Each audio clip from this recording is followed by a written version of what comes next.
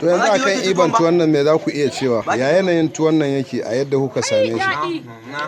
Na ga alamar tuwon nan kamar yana da zafi amma kuma alamarsa zai yi daɗi. Ni rabona da cin irin wani to tun shekara kimanin shekara 1000 kenan tun lokacin zamanin kakata Zainabu Abu mai tagwayen suna. Allah sarki ga wata baiwa Allah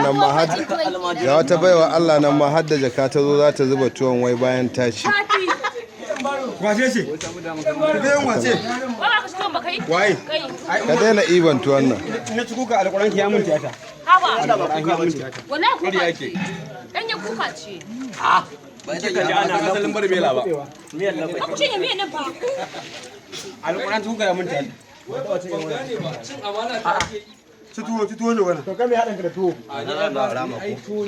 Kuma ni da zo na mai kai ma. Ka kama cin ma.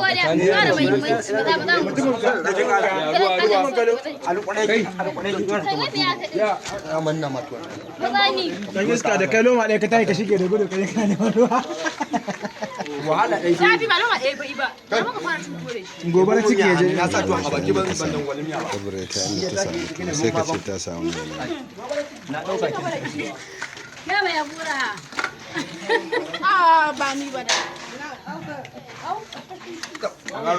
Gana nan ma hannu ma yake zo ya saci tuwon ma shi ana kwacewa.